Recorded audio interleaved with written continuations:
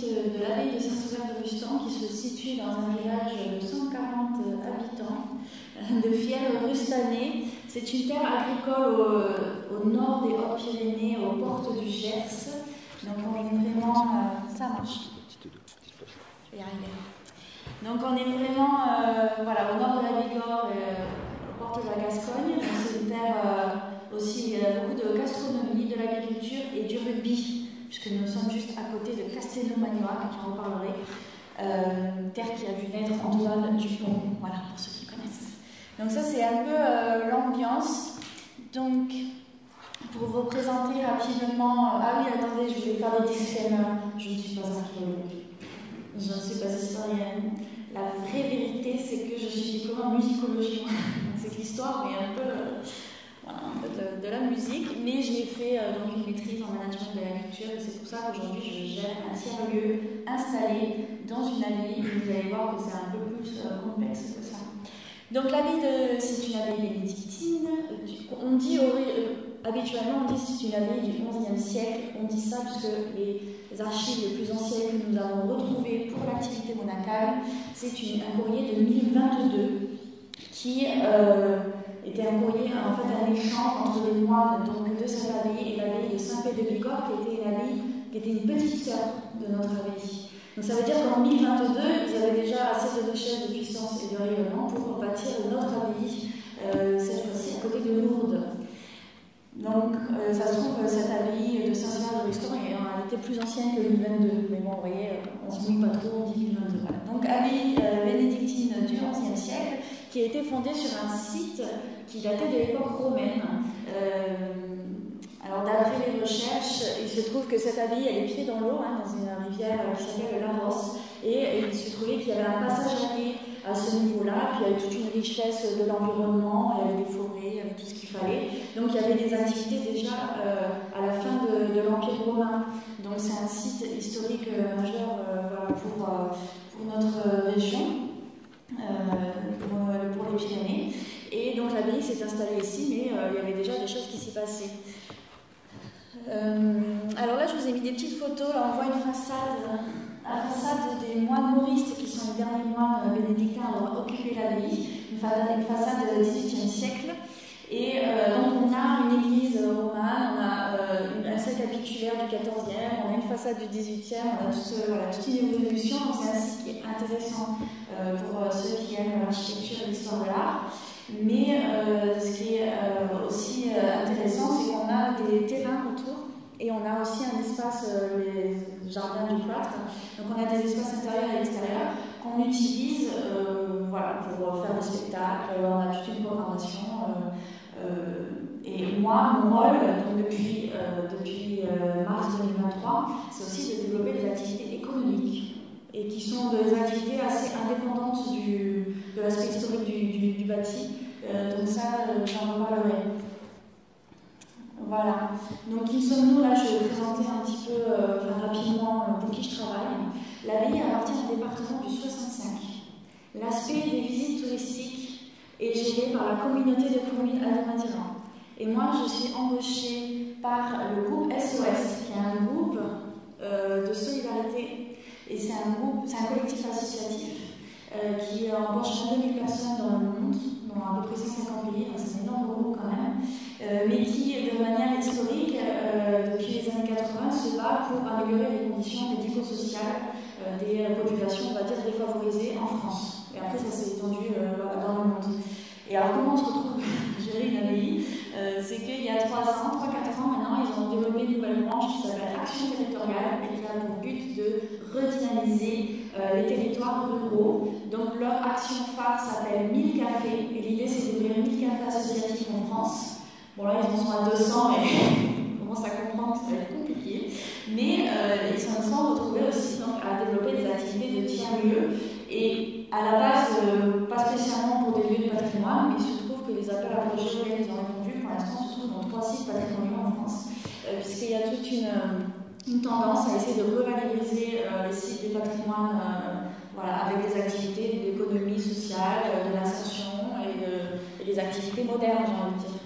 Donc c'est comme ça qu'on s'est retrouvés là, avec notre action phare qui est le chantier de restauration du patrimoine. Donc c'est une abbaye qui va être, je dirais, qui est accessible pour l'instant à peu près à 30%. Alors on a les murs, les toits, les façades, mais alors à l'intérieur, il y a très peu de plafond, très peu d'espace dans lequel on peut rentrer. Donc on a ce chantier en insertion qui forme 12 ouvriers au métier de maçon du bâti ancien. Et c'est une formation avec laquelle ils peuvent passer des certificats pour ensuite avoir une sortie positive vers l'emploi. Et donc ça c'est intéressant parce que c'est donc une abbaye qui aujourd'hui permet à des gens qui ont des situations vraiment très difficiles, et notamment on a quand même la moitié de notre public qui sont des migrants ou des réfugiés politiques. Et ça leur permet de découvrir aussi, de s'insérer grâce à l'emploi, mais de s'insérer grâce à la culture, puisqu'ils ont accès aux manifestations culturelles, ils ont accès à l'histoire du patrimoine, on leur fait des présentations, et aussi on les aide, bon, bien sûr au quotidien, hein, parce qu'il y a la question de logement et tout, mais on les aide aussi en faisant des actions de médiation autour du bâti et des métiers du bâti, et notamment pour les journées du patrimoine, journée patrimoine Pays des Moulins, journée des métiers d'art. Et donc on fait des portes ouvertes où ces ouvriers peuvent rencontrer le public, et le public peut aussi aller vers les métiers et vers aussi eux pour essayer de comprendre leur situation, parce que c'est un territoire, je ne vous le cache pas, qui est très fermé, qui est très blanc, qui est très vieillissant. Et donc on fait venir, si grâce à ce projet à l'abbaye, on fait venir une population étrangère, une population plus jeune, une population plus dynamique. Donc on revitalise l'abbaye, mais c'est tout le territoire qui est en train d'en profiter. Et j'insiste sur ça parce que l'abbaye a pour vocation de dynamiser tout le territoire, et c'est quelque chose qu'elle a toujours fait et qu'on continue en fait de manière très naturelle. Et c'est quelque chose que je voudrais mentionner ici, c'est que depuis la fondation de cette abbaye n'a jamais été vacante, et elle a toujours été inscrite dans l'économie locale. Alors à l'époque, c'était parce qu'on utilisait les carrières à proximité pour bâtir l'abbaye, il y avait les forêts qui étaient gérées par les moines, les champs, l'agriculture. À la Révolution française, c'est une abbaye qui est devenue privée, elle a été transformée en château par la famille Mérins. Exactement un siècle plus tard, cette famille a fait faillite, c'est la mairie qui a racheté l'abbaye et elle l'a transformée en poste, en mairie. La mairie s'est installée dans l'abbaye, et en école. Et donc l'école a été fermée il y a même pas 40 ans, elle a été déplacée ailleurs. La mairie fait toujours partie de l'abbaye, donc voilà, je gère un site avec le maire, ce qui est intéressant, voilà, j'ai envie de dire. Et l'abbaye, en revanche, l'église qui est au milieu de l'abbaye, l'église abbatiale, elle est toujours sacralisée. Donc on organise des événements, mais en même temps, il y a des enterrements, des mariages. Donc c'est une abbaye qui est complètement inscrite dans la vie des gens aux alentours, et qu'on continue en fait tout simplement, naturellement, à inscrire dans l'économie locale. Notamment, je vous disais, moi j'ai vocation à développer ce site, et on a, suite à une étude de préfiguration, choisi de travailler avec les artisans d'art, parce qu'il y a quand même une certaine forme de cohérence. Puis on peut se servir de l'abbaye pour faire rayonner les métiers d'art. Donc on a décidé ça, et donc on travaille avec des artisans, en fait, des entrepreneurs du coin. On fait des expos, on a créé le salon des métiers d'art de l'abbaye avec l'Institut national des métiers d'art. On fait des boutiques l'été, enfin voilà, on fait beaucoup de choses, des expos, des cours, des ateliers pour découvrir ces métiers-là. Et donc voilà, c'est tout naturellement que l'abbaye continue à faire vivre tout simplement le tissu local. Et c'est dans cet esprit-là que les nouvelles technologies sont arrivées à l'abbaye, avec ce qu'on appelle le cube, le concept cube, qui est un cube, je ne vais pas aller chercher loin pour le nom, un cube de 9 mètres carrés représenté donc par des, on le voit rapidement, mais je montrerai une autre photo, par des écrans sur lesquels sont projetées des images. Alors les détails techniques, bon voilà quoi, je vais faire une petite impasse, mais en tout cas il y a des écrans. On met des lunettes qui clignotent, avec des petites manettes, voilà, et pouf, ça fait de la 3D. Et on peut rentrer jusqu'à 5 à l'intérieur. Donc on peut faire de la réalité virtuelle échelle 1, ça c'est très important, je vous le dirai après, grâce à ce concept cube qui a donc été installé dans une des salles qui était avant, on va dire, le garde-manger des moines. Donc c'est une salle qui n'a pas de fenêtre. On a installé une énorme structure en bois qui héberge ce concept cube. Donc voilà, pour mentionner donc rapidement, encore une fois, cette abbaye a vocation à faire rayonner et à aider le tissu économique local. Et on a des problématiques qui sont spécifiques au bâti, notamment l'attractivité, la visibilité, parce qu'il y a quand même un aspect touristique, il y a quand même un aspect patrimonial. Donc nous, on veut faire venir plus de monde, donc il faut qu'on rajeunisse la population qui visite ce lieu, et c'est vrai que les nouvelles technologies, bon, ben, c'est imparable. Je vais convaincre personne dans la salle. Comment dirais-je, quand on a travaillé avec la communauté de communes pour installer ce cube dans l'abbaye, on s'est donc posé cette question-là. Comment développer l'attractivité du site, et comment rendre le patrimoine, on va dire, plus compréhensible par des populations qui sont moins attirées, on va dire. Il y a aussi donc l'enjeu de la modernisation dans le sens où l'abbaye qui se veut être un vecteur pour l'économie locale, voilà, par les vieilles pierres, on n'avait pas trop d'attributs. Et c'est vrai que d'avoir des nouvelles technologies, ça veut dire qu'on a mis Internet dans l'abbaye, et ça c'est hyper nouveau, ça fait 1 an et demi. Donc ça veut dire renouveler l'abbaye avec les nouvelles technologies, l'électricité, tout ça. Là pour l'instant il n'y avait pas grand chose. Et donc on a un outil qui va servir aux entreprises, je vous dirai rapidement de quoi il s'agit. Et donc j'ai marqué la question, le nerf de la guerre, l'argent. Le fait d'avoir un outil comme ça, ça nous permet de développer l'offre de privatisation, puisqu'il y a beaucoup de sites, je pense qu'à Narbonne c'est pareil, qui survivent aussi grâce à la privatisation. Donc nous on a une salle de séminaire avec des belles moulures au plafond, tout ça, et qui permet aux entreprises, on a beaucoup d'assurances qui viennent, des entreprises locales qui n'ont rien à voir. Il n'y a pas longtemps on avait l'entreprise de croquettes qui est venue, et là on a le syndicat de la viande de veau qui va venir dans pas longtemps. Mais c'est les entreprises du coin, c'est ça qui fait vivre les gens là-bas, et donc ils peuvent louer cette salle. Mais là on va pouvoir toucher un nouveau cercle d'entreprises, puisque nous sommes dans le bassin de l'aérospatiale, pas très loin de Toulouse, et que, je vais vous dire juste après, voilà, l'entreprise qui a installé ce cube travaille avec Airbus et tous ses prestataires, et donc on va pouvoir accueillir de nouvelles entreprises et développer notre cahier de clientèle, et c'est impératif, puisque comme je l'ai dit, nous resterons la vie et que ça coûte un bras. Donc là, on est bien content aussi d'avoir une nouvelle offre grâce à ce cube. Alors, de quoi s'agit-il? Donc, le concept cube, ça s'est décalé un petit peu. Donc, ce sont des écrans, voilà, de 3 par 3 par 3 mètres. Et 5 écrans de projection 3D avec des petites caméras qui permettent de traquer la personne qui a les lunettes leader. En fait, tout le monde a des lunettes 3D sauf un qui a des lunettes avec des petites boules là. Donc, ça permet de suivre le mouvement, un peu comme le système de jeux vidéo là, oui. D'ailleurs, on a des manettes aussi de jeux vidéo qui nous permettent donc d'aller dans les modélisations 3D qui sont projetées, et donc on peut être interactif avec ce qui est projeté.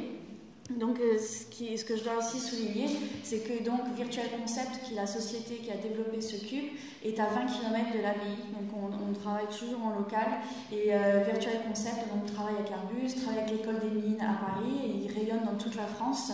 Ils travaillent avec ils ont installé leur cube dans des collectivités, dans des universités. Et aujourd'hui, c'est une technologie qui locale, mais qui rayonne un peu partout, et on voulait aussi la soutenir, et c'est pour ça qu'on a travaillé avec eux. Il y a plein de manières de faire de la 3D, comme vous le savez. On a choisi une entreprise à proximité de l'abbaye, et ce qui nous permet aussi, parce qu'on a des petits problèmes techniques, ils interviennent très très vite, et donc on a fait des formations aussi pour utiliser ce cube. Et donc je voulais parler de qu'est-ce qu'on va y mettre dans ce cube, qu'est-ce qu'on y a déjà mis. Et là on va parler, c'est là qu'il y a un archéologue qui intervient pour évidemment redresser le tir, parce qu'on veut effectivement faire des reconstitutions historiques de l'abbaye. Alors parce qu'on est en train de monter le projet, donc vous doutez bien qu'il y a toute une espèce de mélasse, de montage financier, tout ça, j'ai pas les droits d'image, mais vous allez utiliser votre imagination dans 2 secondes. Mais donc on a modélisé chaque recoin de l'abbaye, donc il y a une entreprise qui est venue avec tout un tas de capteurs et de caméras spécialisées. Donc on a l'entièreté de l'abbaye qui est modélisée et dans laquelle on peut voler, marcher, on peut aller tout voir, puisque comme je vous disais, seulement à peu près 30% du bâti est accessible au public de manière sécurisée. Et le reste, c'est de la ruine, c'est de la très belle ruine. On voit des choses magnifiques. C'est très intéressant, et donc là, on va pouvoir ouvrir toute l'abbaye d'une certaine manière au public. Ensuite, nous avons une autre problématique, c'est qu'on a des parties de l'abbaye qui ne sont pas dans l'abbaye. D'ailleurs, Marc Azema, qui était là tout à l'heure, travaille sur un projet sur les cloîtres du sud-ouest, puisqu'il y a eu tout un phénomène au XIXe siècle où des cloîtres étaient achetés par les Américains puis ils étaient envoyés outre-Atlantique. Et nous, on a failli passer aussi. Il y a un cloître à proximité d'Astry-sur-Baïse qui, lui, est à New York. On a un autre cloître à proximité de La Reule qui est parti aussi. Et nous, il y a eu toute une levée de boucliers dans la ville à côté de la Tarbes pour sauver le cloître de Saint-Sever de Restan. Et ils ont réussi à trouver les fonds pour racheter, puisque la mairie de Saint-Sever, lui, il n'en avait rien à faire, il voulait absolument vendre le cloître. Donc ils ont trouvé les fonds en local pour acheter le cloître et ils se sont dit, bah, on l'a acheté, il est à nous. Donc ils l'ont pris, mais ils l'ont déplacé genre à 15 km, ils l'ont mis dans un jardin. Donc le cloître de l'abbaye Saint-Sever de Restan n'est plus à Saint-Sever, il est à côté. Et il s'est passé la même chose pour notre orgue. L'orgue est à Castelnau-Magnoac, Chanton-du-Pont, quelques kilomètres. Et donc la 3D va nous permettre de reconstituer l'abbaye, puisque nous pouvons scanner, modéliser toutes les parties qui ont été enlevées, puisqu'elles sont là. Et on va pouvoir les remettre de manière virtuelle, puisque évidemment personne ne veut nous rendre ces parties. Voilà. Mais on va avoir une abbaye entière, et puis comme je vous disais, c'est une abbaye qui a beaucoup de parties, qui a beaucoup évolué à travers des années au niveau de la construction. Donc on va pouvoir refaire toutes les étapes, voir à quoi ressemblait, on va dire, la proto-abbaye, et puis à travers les guerres de religion, il y a eu des incendies, donc c'était reconstruit, on va pouvoir faire tous les aspects. Et donc ça, c'est un outil pédagogique incroyable, mais qui demande beaucoup de ressources financières, beaucoup de connaissances au niveau du graphisme et de la 3D, mais surtout, ce sont les archéologues et les historiens qui nous aident à faire ça, sinon ce serait n'importe quoi. Et ensuite, on a des utilisations qui n'ont rien à voir. Donc, privatisation, on fait des séminaires, donc on peut proposer des visites virtuelles de l'abbaye, c'est comme pour les team building. On a aussi un jeu d'épée, on a des jeux de ninja, on a des trucs comme ça, des trucs qui n'ont rien à voir. Mais c'est un outil qui est très versatile, donc on peut l'utiliser.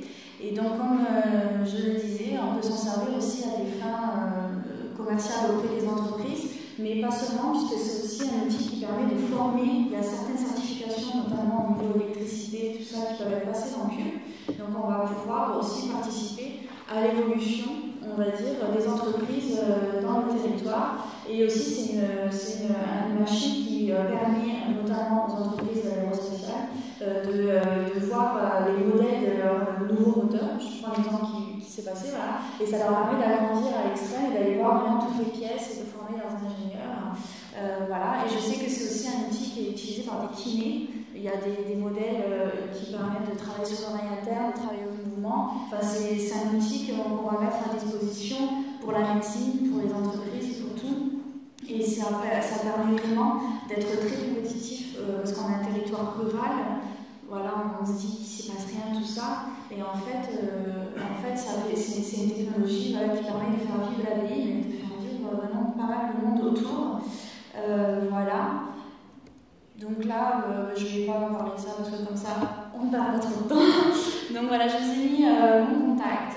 Vous pouvez nous retrouver sur Facebook abbaye.rustan si vous voulez suivre toutes nos épopées, nos péripéties. Parce que vraiment, c'est un tout petit village, mais qu'est-ce qui s'y passe beaucoup de choses. Et voilà, je suis à votre disposition si vous voulez discuter, parce qu'on parle de médiation, de qu'est-ce que c'est de monter un projet pareil, on est en plein dedans, j'ai plein de